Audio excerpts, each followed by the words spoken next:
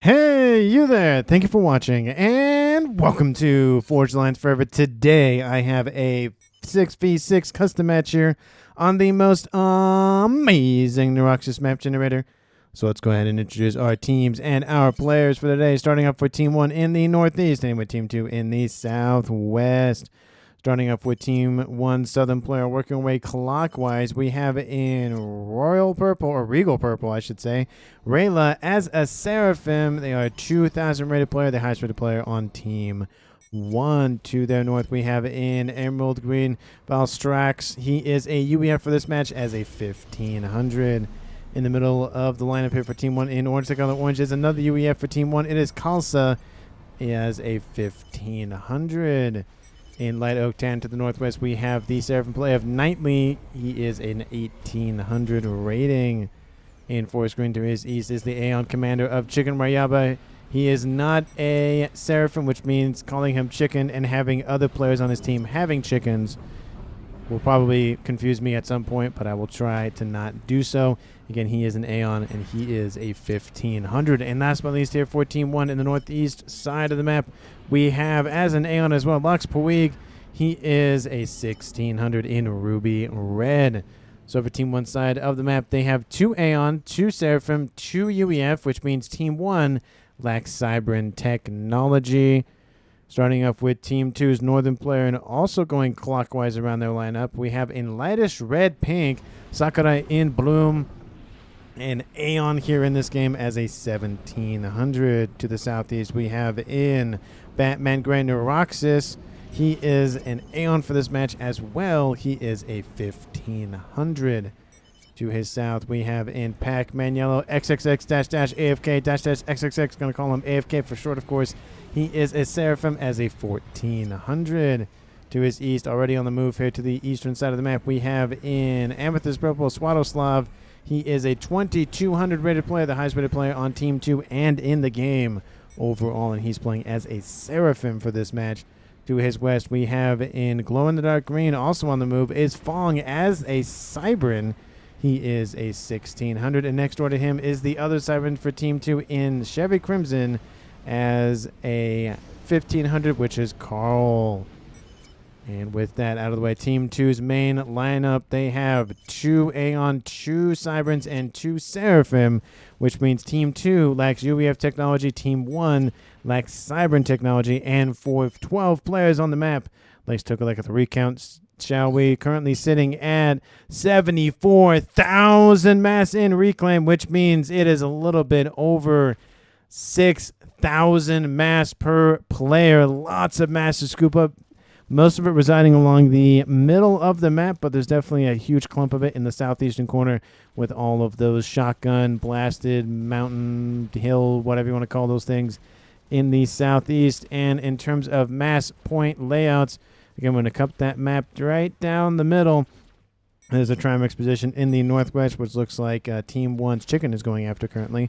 Another Trimex right next door. Trimex position right next to Neurosis.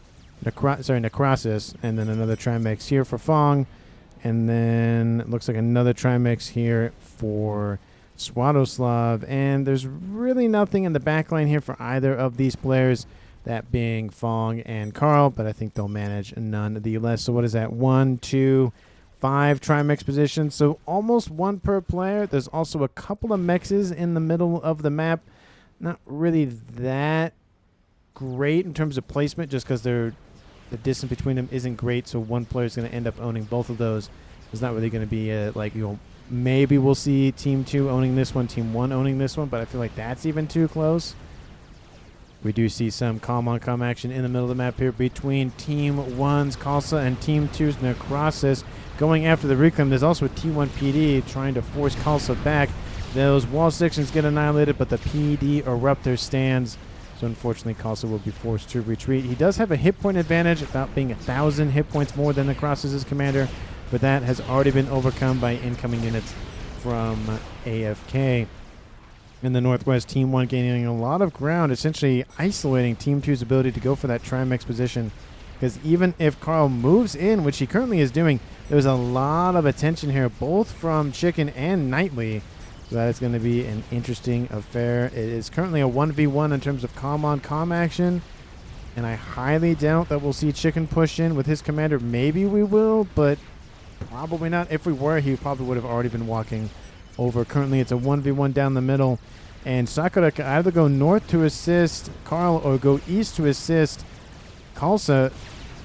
There is an argument to be made about maybe sending him to the middle, or he or she, it, them, whoever it is, down the middle to assist pushing back the middle, which is already occurring, or shore up defenses over in the north, which actually might be the play, just considering there are forces inbound from Knightley, and that's probably the more greater threat. There's a couple of raiding units outbound from Chicken, and there's actually a 5-star mech position that I missed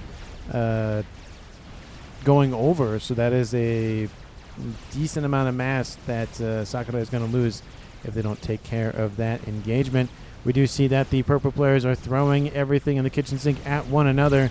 Rayla going after Fong and Swadoslav. It is going to be a 2v2 scenario here with Valstrak coming to assist as well. So 2v2, 1v1 with AFK. It looks like moving to this kind of really weird upper plateau small engagement. There's a decent amount of mass over here, which is why he's sending his comm over there. But currently, Team 2 is winning the middle game, at least pushing them back a little bit. Team 1 is most definitely winning that game. We have Team 1's units in front of Carl. Carl is isolated over here. He's going to try to spam out some land facilities to get those engineers.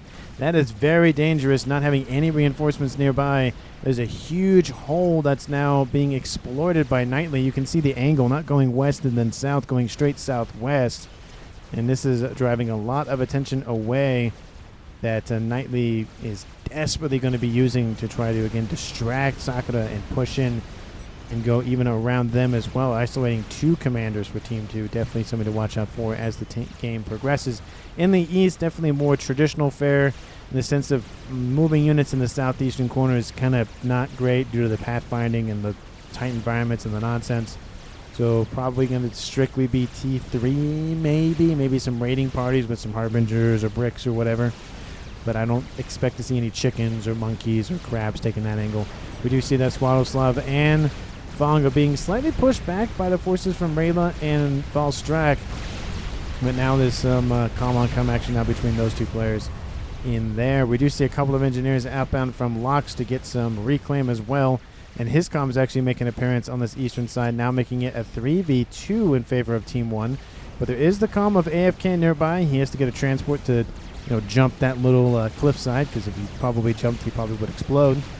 And that'd be a very interesting concept to have like a jetpack or some sort of, thrusters to be able to either most likely drop down. I feel like going up would just be so much energy required to get a comm of that size and weight up a cliff this size. It's not super big. It's probably 1.5 times the height of that. But still, it would take a lot of effort to get him up there versus to have him slow fall down the other way.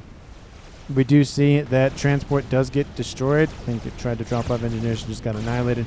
Where they're going for a gun upgrade. Gun splash coming on the way for Swadoslav. Not the gun speed and range. Interestingly enough, we do see gun damage and range has some incentive for Valstrak, and I wouldn't be surprised to see Fong go for his upgrade here shortly. In the middle, looks like with the gun upgrade on board and veterancy, also able to at least slow down the approach from Team 2's Necrosis. He does have veterancy and gun coming on the way here for AFK as well. In the west, T2 coming online and now spam facilities pumping out those Mantis inbound to assist defense on the western edge with, of course, Carl still here, but Knightley is inbound with his gun comm and a ton of Team 1 support. This will be the first kill of the game if he does not let him escape, because that is, of course, a danger in full share and partial share games of giving another player on Team 2, most likely either Swadoslav or Sakura, an entire base, double the eco, scale it a lot quicker. It is a danger. You can just see that tan wave pushing in. Carl trying to retreat, but it does look like Knightley is going to veer his forces off. He's going to go around this little mountain hill peak thingy, whatever you want to call those. I don't really know what these like single mountain thing, because usually it's a mountain range or there's like a peak on the top of the mountain. I don't really know what these would be called in terms of these standalone. Just mountain, I guess, if they're standalone, and then mountains if it's a little bit of a grouping. We do see some T2 units in the mix here. Some Yenzin outbound from Nightly. Very surprised to not see those Ilshis because he is a Seraphim, but maybe he just wanted more faster units in terms of the Yenzin versus the Ilshis, because I think the Yenzin are just slightly faster than the Ilshis. I could be mistaken. But Rayla is defeated by Swaddleslav here to the east. Unlucky, GG. What happened there? Looks like it was just a swarm of some T2 units. Those Ilshis, you can see a lot of them surrounding that comms explosion. So it is now a 5v6 in favor of Team 2. And that does give Valstrak another base. I thought Carl was going to be the first departure of the game, but was not. We do see a couple of units getting in, raiding a couple of mexes that technically should be his, but it was not able to claim those. That's a large group of T1 units and a couple of T2s moving in. Actually, there's a lot of T2s in there for Nightly. Currently sitting at 29. Let's count maybe 5 or 6 of those off because they're not there yet. So at least 25 or so T2 units. Team 2 does not have adequate defensive. A couple of T2 and T1 PDs and a couple of Blazes, but not that many. We do see that now Necrosis with the advanced range and speed upgrade. So Aeon Sniper Commander is on the cards for Team 2. Looks like Team 1's going to exploit that little hole, but now these forces are going to just sandwich in between this incoming force. And it looks like Nightly's thinking a little bit better of it and calls the retreat order for now.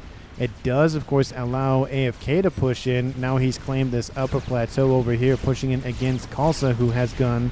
AFK, who has gun. He doesn't have veterancy, but Khalsa does. 2-star veterancy, but does have some reinforcements nearby to assist just in case Khalsa pushes in. Does have some PD being built and some pillars nearby.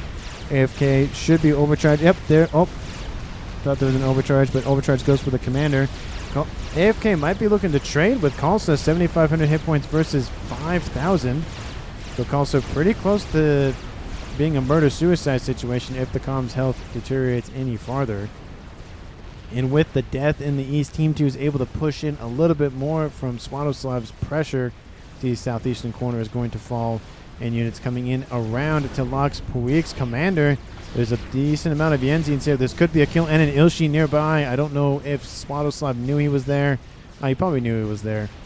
So it looks like he's going to avoid him. These units could easily kill that commander off, but they don't want to kill off another player on Team 1, giving somebody else on Team 1 another base. But they did kill off their highest rated players. So that is a huge grab. That, again, it is the, of course, wait. Do you wait the kill, or do you wait the player not having as much mass, which means, not giving that mass to somebody else, that sort of thing. But T3 Air is online for Loxpoig. T3 Air not online yet for Chicken, but T3 Air is online for Team 2 in the form of Fong, and T3 Land almost done for Carl. Again, those forces in the middle here for Nightly. Very back and forth. We do see that Necrosis does have the not nullification. What is it called again? What is that thing called again? Oh, the Chrono Dampener. That's what it's called. Essentially being able to EMP most units. Very, very effective, especially with having the advanced range and speed on board. It does come at the cost of not having the shield upgrades. So if you can shield the commander, that would be probably ideal. But being able to EMP is great. It's, especially with a lot of T1 units, some T2 units, you're able to blitz those down very quickly. The EMP goes off pretty quick, so you're able to really just kill a ton of units. We do see that Loxpuig and AFK are sharing a nice little pond over here. AFK going for an upgrade, most likely Nano. He is Seraphim, so that would make sense. Whatever that says. Says Sakura. Team 1's Loxpuig has landed some forces back here on the southern edge. Unfortunately, there are some renegades nearby, and they're going to deal with those forces. Looks like they're going after the mechs investments. 1, 2, 3, 4, 5 mechs is taken offline. Worth the price of admission for those engineers and other units. Great strategy here by Lox, just doing some economic damage, just poking and prodding, being very annoying. We do see similar strategy over here in the east, just going to run these units by for Swadoslav, but doesn't push them farther in, and they will be caught. But that's a lot of mexes on the front line that are now gone. Team 1 is suffering in the eco department in terms of being, I think they were kind of tied for Team 2 for a while, but now, of course, they are now falling behind. Large groups of T2 units escorting Carl's commander. Carl's commander is retreating, and those units moving in to plug this hole. There's a lot of land for Team 1 and Team 2 to fight over and to traverse units through. It does look like there's a decent PD base forming over here, so no attacks are really going to be effective there for a while against Chicken's base. We do see a couple of restorers online for locks. We do see a decent amount of interceptors, and they are possibly going to rip apart that gunship. There goes the gunship, and ASFs and interceptors try to save it but are unable to do so. Nice grab here by Swatoslop. Isn't going to happen again, but at least one of them is killed, which is better than having none of them killed. And we do see that Swatoslop's commander just falling back a little bit, and Fong's commander holding station for the time being. In the middle, still raiding back and forth between Khalsa and the Crosses, but it looks like a lot of that army for Knightley's commander has shifted westward. The EMP able to, of course, EMP those Othams, and it does fire, like I said, decently quick. Brick going to be dropped maybe right next door, but it's going to keep going inbound from Carl. How far is it going to go in? Looks like it's going to drop right here. Does get pinged by somebody on Team 1, and there are interceptors moving in, and some, was that a Swift one? No, that was interceptors stacking up on one of another. Will the brick drop? Yes, it will. Brick does drop. Team 1 mechs is not being targeted. Looks like it's going after the PD and then the Team 1 mechs. A couple of T2 mechs can go down, but there are some units inbound from Khalsa to assist, as well as a brick is going to be overwhelmed by a couple of Othams, so that doesn't really favor Team 2, and that will be killed off in mass. Not dumped, but, you know, was that 800 mass, I think? Yeah, almost 800 mass versus 20. Yeah, definitely favor Team 1 in that sort of mass exchange. In the west, nano repair has been started, which means stealth is online for Carl. But, again, that army still just kind of moving back and forth, zigzagging around that western front. Not really looking good in terms of really going one way or the other. Team 1 does have the advantage in terms of territory, which eventually will favor them in eco if they can get those mexes upgraded even further. In the east, the only downside, of course, for Team 1 is that they've lost a lot of their mexes. Team 2 hasn't been able to claim them yet, but they've at least denying, which is better than having your opponent have the said mexes. We do see outbreaking attack from Khalsa moving in from these wall sections. And we do see the comm of Necroxus is now moving to intercept. A couple of Team D are being built and going to be eradicated by those pillars and some flapjacks, but there are some more units inbound as well. We should be seeing a lot of T3 units here in a couple of minutes. Now, with most players having T3 air or land tech, I don't expect Navy tech, and it does look like AFK built a couple of torp launchers to shove Lox's commander away. He's like, but I want to hide in a pond, so now he's going over here now. He's been evicted from this one over here. It does, of course, prevent some Otham and brick raiding, but Team 1 doesn't have brick, so Otham raiding. There are a couple of restorers inbound, which could easily take out those torp launchers, but are deciding against it. And it looks like the missile launcher was the upgrade, not the nano, which gives them a lot of utility for going after more and more mechs. There goes this mech. That one's going to go down. Also, the mass storages as well. You have to rebuild those. That's 9 mass a second. I'm assuming, no, that was only 6 mass a second, 15 mass a second. Team D is probably going to be built very shortly to protect the other investments. Large group of T1, T2 forces, and a decent amount of Ilshis in that mix. A lot of Thams, but a decent amount of Ilshis. Definitely going to be hard-pressed to fight back that army with just a commander with no upgrades and no veterancy. So, yeah, Fong is retreating. In the middle of the map here, Khalsa being pushed back by Necroxus forces. We do see he is falling quite quickly into the mid-yellows. He does have a chrono dampener trying to EMP units, but those PD walls are just devastating. Overcharge the commander for Khalsa. This could be a kill here for Team 1, dropping into a 5v5 tied-up game, trying to dodge the best he can, dropping below 2,000, 1,500 below. Khalsa going to actually push forward and go after Necrosis, but he has some shields going to protect him for a little while longer. Khalsa will fall back, and Necrosis does get out of danger. One bomber will kill him. He has to be very, very careful. T3 bomber, I will restate that. T3 strat bomber will kill him. We have to be very, very careful. That was a very close call. The PD wall is strong with Team 1, and specifically the UEF for Khalsa. And again, Team 2 does not have access to UEF tech. Team 1 does not have access to Cybran tech. So it's going to favor the land experimentals for Team 2 in terms of direct fire, and then obviously indirect fire will favor Team 1 with those FAF boys. A couple of restorers running around going after other mexes for Sakura. So Lox is actually it would have been a it would have been a 5v5. Never mind. Yeah. Those restorers they need to be taken care of. ASF are not strong enough to deal with that group of restorers. They have so much AA on board and a lot of hit points to boot as well. T3 Mex is being upgraded quite quickly. Nano repair almost done for Carl. And he's working on possibly T3 air as well. Going for... Oh, no. He's going for a nuke. 20 minutes on the clock. He wants to end the game in fiery explosions. Love to see it. Love to watch it. Love to cast it. And love to say, of course, the kaboom. We do see those ASFs are inbound. And now they're enough to deal with those restorers. And that T3 Mex will survive, but lots of Mexes were taken offline. Team 1 and Team 2's eco are now tied at 1.1 K mass for each team. Team 1 has one player down, that being Rayla, and is a 6v5 in favor of Team 2. Map control, kind of 50-50-ish. Maybe 51% for Team 1, 49% for Team 2. But let me know down in the comments who you think is going to currently win this game at 21 minutes and 30 seconds. Of course, if you haven't done so already, please like the video and subscribe to the channel. And as always, thank you so very much for watching. And I encourage each and every single one of you to share this video with anyone, everyone, and most importantly, your pets. Because your pets, as well as everybody else in your life, deserve to watch this amazing game that is Forged Alliance Forever.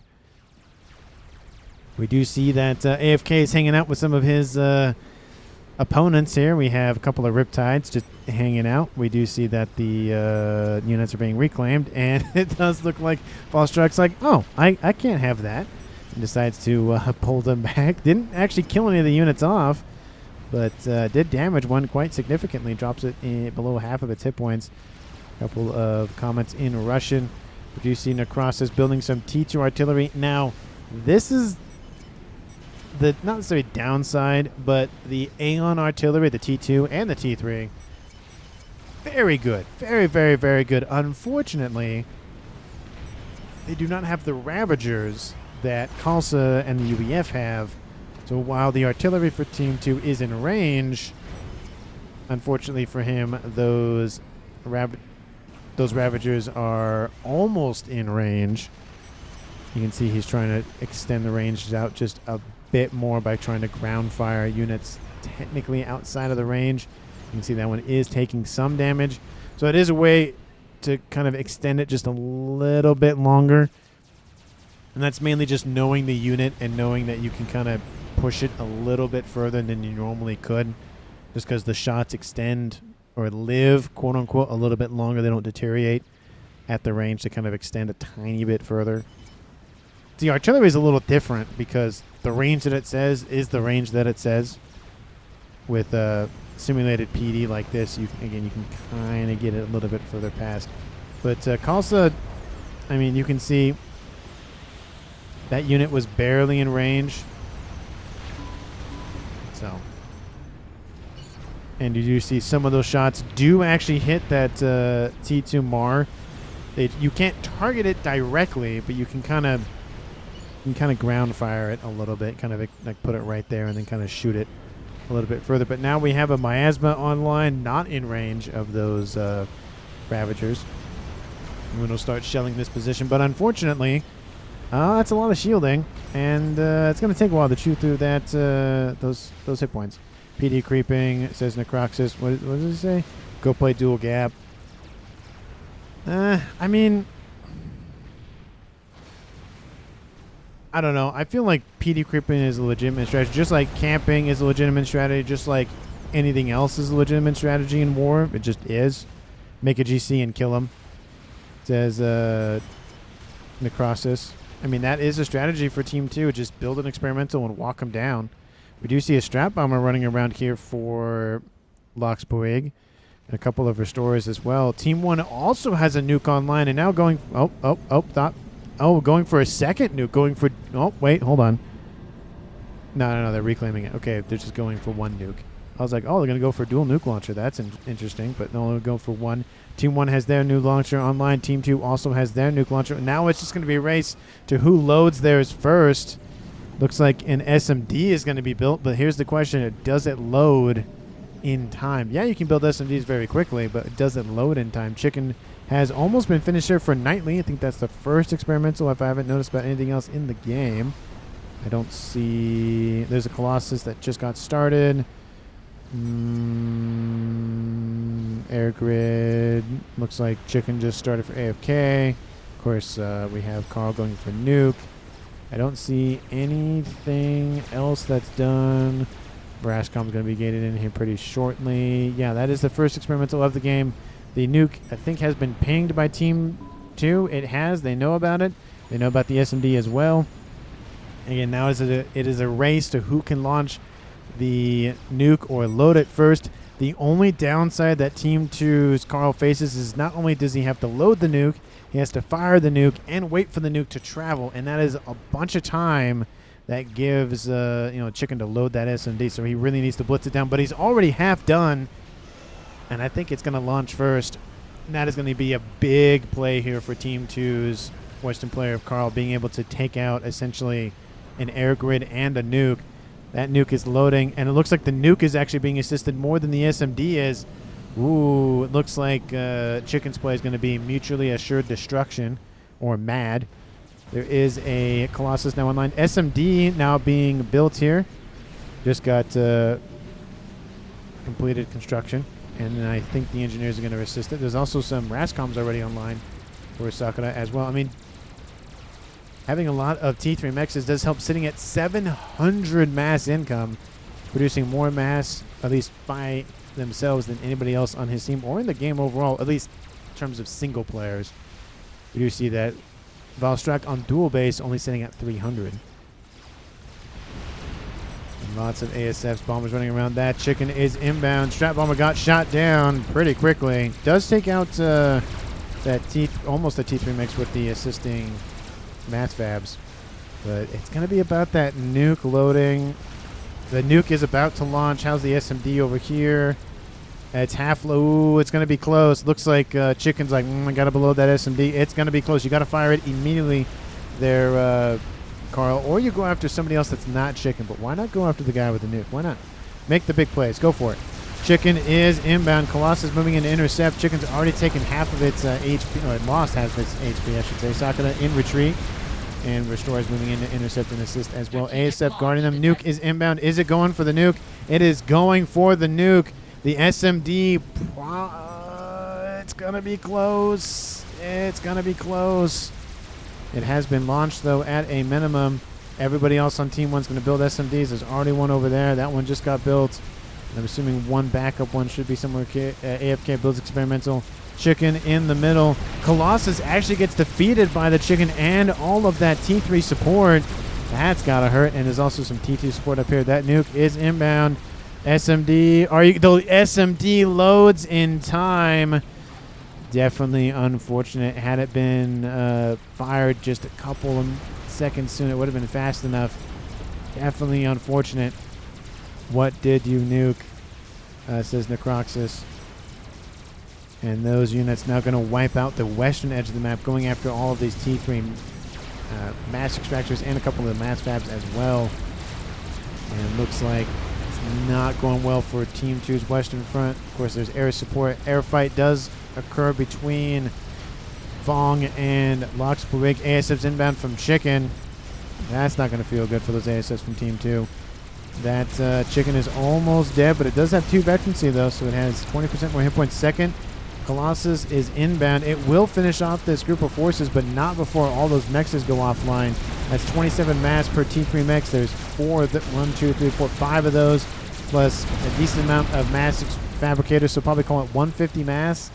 And you can see the totals from 700 to 600. Nuke is outbound from Team 1, and it's going after this position, not striking where there's an SMD. Is there any? Nope, there's no SMD en route, which means AFK's base is going up in a fiery or whatever other explosion, what type of explosion, neutron bomb, something like that. Colossus does kill that chicken off. Chicken's going to give him a hug. I think that Ion Storm is barely in range. We do see those Othams now in retreat. Colossus is going to take some ions to the face, possibly. Oh, he might just barely be out of range. He can turn around. Don't go north. Okay, he's going to go. Oh, he went north. Should have just turned around. Ooh, that's a lot of hit points gone. Will keep it alive, but severely depleted. And, of course, kaboom! Takes out the entire base. One T3 Pigeon survives. Core mass is gone. That's going to hurt Team 2's overall eco, dropping them below 2K. Team 1 at 2.1. Second nuke, how are you looking? Actually, it's been ignored. Going for probably artillery with that art configuration. Looks like mass FAF's going to be spammed up by him as well. RAS, not ARAS, has been started by Lux. Probably go for ARAS. If I remember correctly, Aeons can get those. We still have AFK in the water with now Valstrack joining him in that little pond over there. We have a chicken online for AFK. And this Eastern Front, not really looking good for either team. It is favoring Team 2, though. We do see Swadoslav is pushing in, but there's a lot of Othams inbound for AFK's commander. We could see a kill here to tie the game back up at 5v5. Tactical nuke, that Billy nuke coming online here for Kalsa. And now he has to rebuild that missile. We do see a donut is inbound. ASF's moving to intercept. There is a decent amount of lightning tanks nearby. Looks like they're going after... Looks like they're just trying to laser a Colossus, but just activate the laser. Mass Fabs are going up. That's not going to feel good. Oh, not good for Team 2. Sakura just getting bombarded this game. There goes some Mass Fabs. Team 2's player of Sakura looks like Control K's. There's nothing nearby. Yep, Control K's. Base ASF Micro Manning Control K because of that. Donut is still alive. Not looking good. There's a decent amount of lightning tanks nearby, and you need to shift a little bit further south to deal with this Donut. Donut getting some veterancy. 2 stars on board that Donut. The entirety of that base here for now Swadoslav is gone. Transferred over actually to Carl. His nuke not loaded. Building some more AA. Build an SMD to protect that nuke. And that Donut now going to go for Necroxus's base. But Billy Nuke inbound going to kill. Oh, gets dragged and destroys the Billy Nuke. Ooh, that was very, very says Necroxus. Also says Lamau. But I mean, it was really close to landing. But unfortunately, that base is no longer alive because that Donut came in. No support nearby. I mean, there's not a lot of support for Team 2 in the air. Regardless, we do see a chicken has now emerged for AFK, getting swarmed by some Othams, and now those Othams will flee in the face of that Ion Storm. AFK still hanging out down there. Team 1, 2.5k. Team 2, 1.7.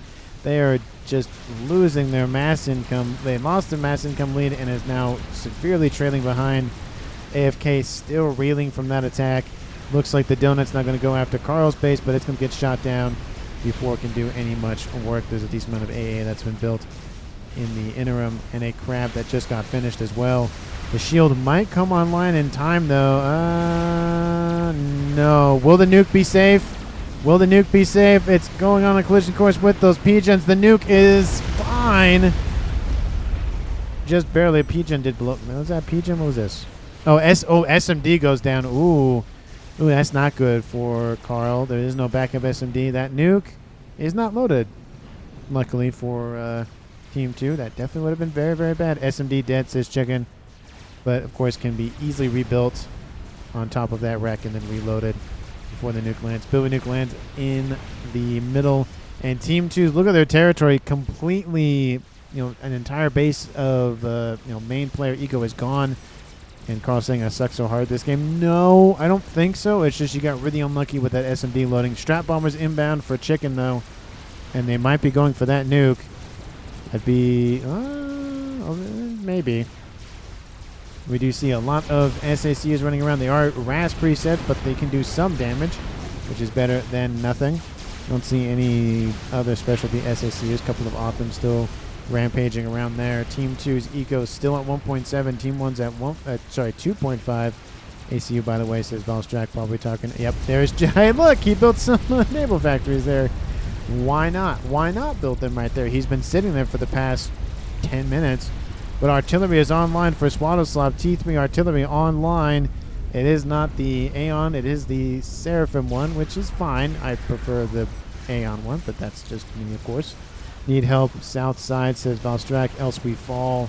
I mean, you could say the same thing with the western side for Team 2. They need help with that western side. Looks like another explosion over here trying to go after these units inbound from Swadoslav, but lots of Othams and lightning tanks, but just sending the chicken straight in by itself. There are some Persies in the mix there as well. Of course, Othams and Ravagers being built as quickly as possible. SMD, that'd be a great target to go after. Chicken is in range of those Ravagers, though, but isn't pushing in to engage the Othams using its long-range cannon. Instead, looks at the Billy Nuke lands on top of those naval facilities. AFK almost dies to that and goes, okay, fine, go away, Necroxus, says Paragon. Paragon has been started by Team 1's Chicken. Artillery is landing against the nuke. It looks like the nuke from Team 1 is going to launch as soon as possible. Team 2, do you have that SMD? Yes. Do you have it? Why did you build it over? Why did you build it over there? And you could just build it right here. Oh, because you would have had to reclaim this, maybe? Maybe that's why you had to probably reclaim that, because that's technically occupying its space. That would make... I think that's how that works. SMD, it's going to be close. That nuke is going to launch pretty soon, though it might be another situation where you just gotta load it as fast as possible. Strat bombers over here, kills off the chicken. Of course, lightning tanks deal with some of those strat bombers. And how's the artillery going here? Looks like Swadoslav transfers everything over to Fong. Looks like Swadoslav's going to dip out of this game. I don't know why. Whom to give mass base? Hold on. Does he talk about anything else? Already is shooting their nuke. My side is 1. Strategic launch Nuke is outbound. It's going for Carl's base. SMD is gonna load in time. This nuke is loaded.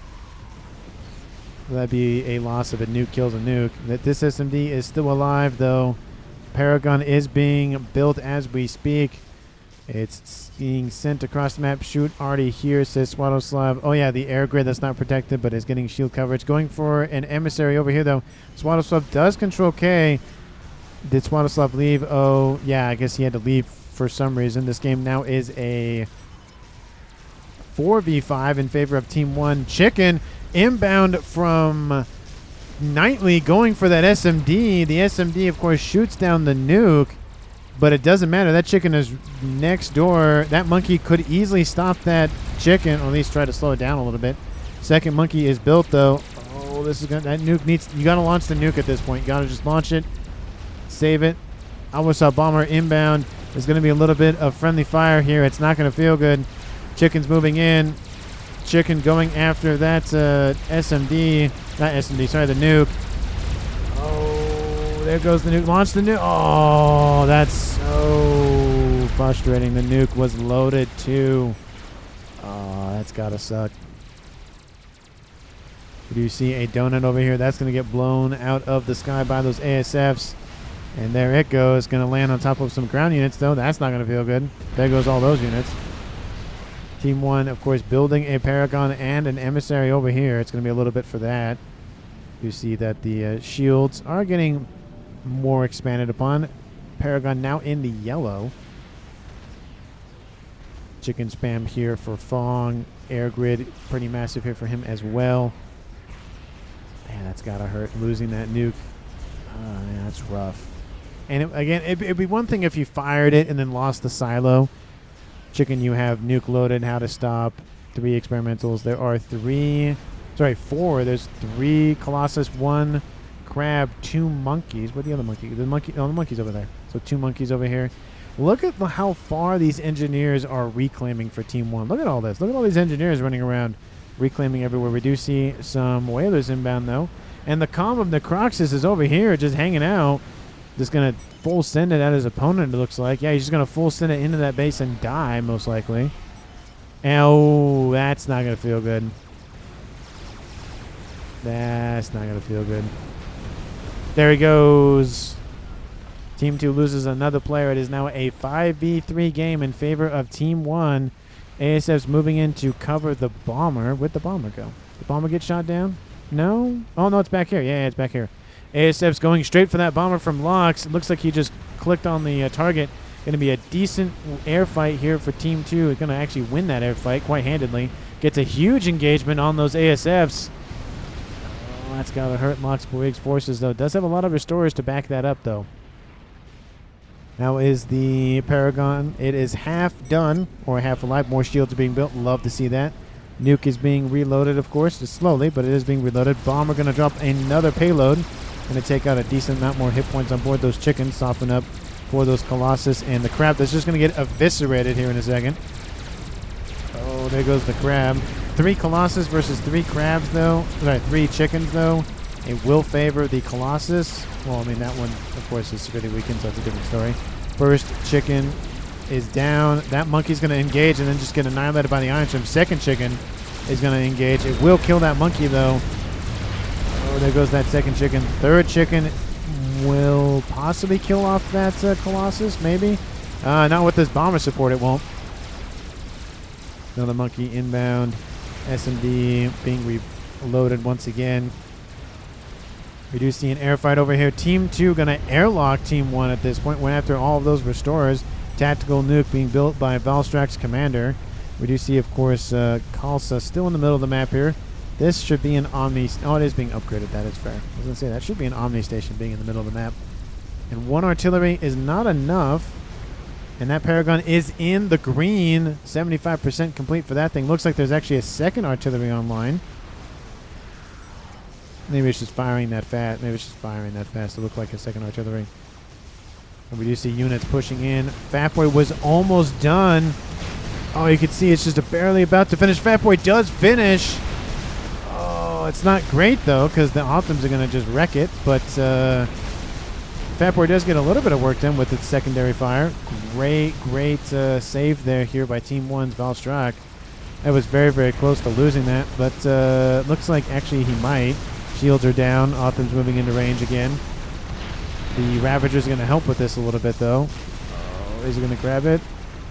Looks like, 1,000 hit points, couple more shots. They will kill that Fat Boy off. Definitely unfortunate. Team 2 just doesn't have a lot. Yeah, almost. Yeah, almost was very close. I mean, you almost didn't even build it. So the fact that it was built and then died was better than it not dying. Or it not being built at all, I should say.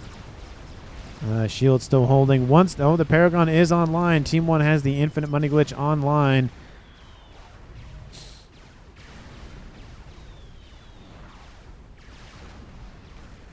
And now we have counter artillery online for Team 1's Locks. I think this game is now going to be favoring Team 1 quite heavily now that Paragon's online. Just Team 2 does not have the artillery to really pump into Team 1's bases. And even if they did, that Paragon is very tough to deal with.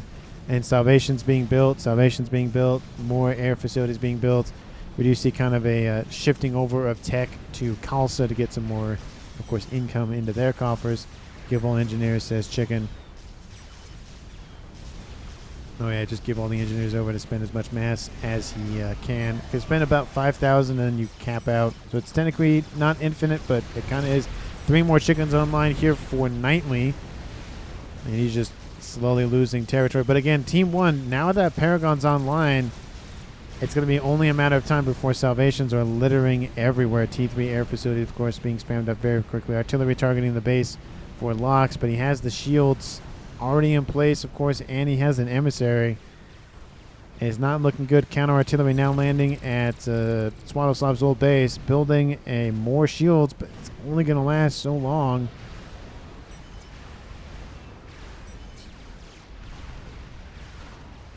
You can see Team 2 owns the entire southern edge. Team 1 owns pretty much the entire northern edge plus the middle. Nuke inbound. Kills a couple of units, not many, but kills some of them. Bomber does land once again. Going to kill off some more supporting units and shields, but I mean, really just poking and prodding at all these chickens. Like, one of them is in the red, though, so one is going to die most likely to that bomber. Salvation Artillery is online. Second one half done. Third one has just started. Pumping out 4,000 mass. 1.4 mil. Wait, no, that's 126. It looked like 1.4, but it is 130,000 energy. Shields are starting to break, though, for this air grid. Again, even if Team 1 loses Lox Puig's air grid, I mean, Chicken has the Paragon. There's really not much you can do with that, especially with him pumping out salvations. Shields need to be spammed up immediately. I don't know why a second artillery wasn't built. I don't know why, I mean, something else wasn't built. I mean, there is SMDs governing this. There isn't an SMD over here. There is one right here, and one right there. So there's 2 SMDs guarding this air grid over here. Chicken getting fired upon by a Billy Nuke. And we see a lot of engineers. Oh, that's got to hurt. Lots of engineers going down in that barrage. And it does look like the air SF are coming in to clean the skies up. But again, even if he airlocks Team 1, he doesn't have any air-to-ground weaponry, so it doesn't even really matter at this point if he wins the air fight. He really needs, you know, stuff destroyed on the ground. He does clear the skies a little bit for some bombers, but some of those bombers won't even make it to their targets. Oh, yep, half of those bombers. One of them does land, though, at the shield, but, I mean, it's not going to do a whole lot. A couple of facilities die. It's not going to be enough, and the artillery is down. Team 2 doesn't have anything else in the coffers besides more and more chickens. We see some chickens chasing some FAF boys. This chicken will die. That FAF boy will die. That FAF boy will die. And that FAF boy might make it. Actually, that chicken dies too. I think there was 2 chickens in that mix. Yeah, there's one, and there's the other, and there's another one back there. And that third FAF boy it does die. Bomber coming in to assist, and it's going to bomb right where that chicken is going. The shield's going to go down, but that bomber probably will survive. Ooh, it's going to be close. I think it'll be fine, though. And AFK... Jeez. Constantly getting targeted by that Billy Nuke from Kalsa or from Galstrax if he did build one. He did build one, so he's just constantly running around in that pond being annoying. He's not really doing a whole lot with his comm, just being annoying. But look at all the salvation fire and, of course, the emissary fire. We have 1, 2, 3 of them online now. Multiple donuts, multiple other emissaries. Sorry, not emissaries, salvations being built. More factories cover the map, says Lox. Cloaking has been started by Carl's commander. Air grid is going to go up here pretty shortly. I think I can pretty much call it for Team 1 at this point. And Continental goes down somehow, possibly got shot down by the bomber, I guess. Looks like the bomber got shot down too. Air grid going to be targeted once again, but looks like the donut is now dead. Going to crash land on a chicken. And we do see a Billy Nuke inbound to try to take out these units on the edge. Another donut's going to go down here pretty shortly. Like the ground game, it's not enough at this point. It really needed to get pushed, you know, right before that Paragon was built. After the Paragon was built, that's pretty much it. You got to just kill the Paragon as soon as possible. Another donut is dead. 3 donut. Another donut's going to be done here shortly. Another donut's on its way. Another donut. So many donuts. And there goes the air grid here for Fong. And that's essentially the last thing in Team 2's tool belt. They have a decent amount of experimentals, but now the land game, 1, 2, 3, 4, 5 chickens versus a decent amount of crabs, colossi, and monkeys. But again, it doesn't matter. The land game does not matter unless it can get to that Paragon. And even then, you'd have to kill off Lox, and you'd have to kill off, essentially, Chicken / Kalsa's entire base.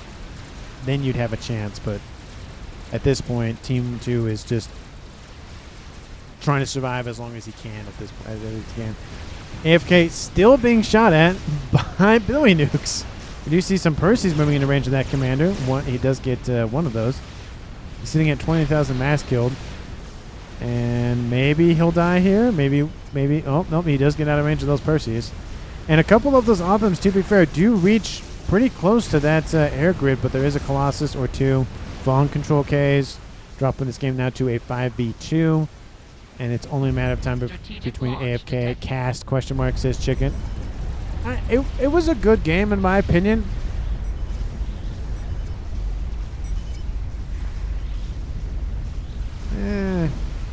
I don't know. I mean, I'm not Guile, but I found your game anyways. Chicken says go. You do see that Nuke is inbound. This base for Carl is dead. It's not going anywhere.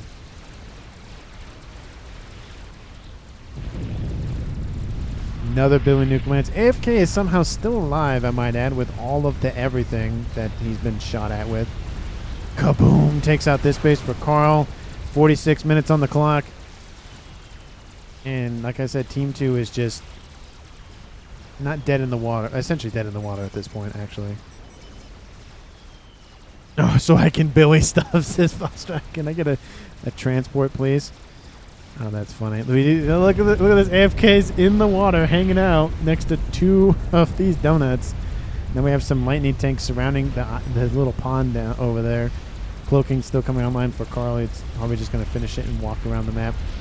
And actually, no, he's just going to control K. It's now a 5v1 in favor of Team 1.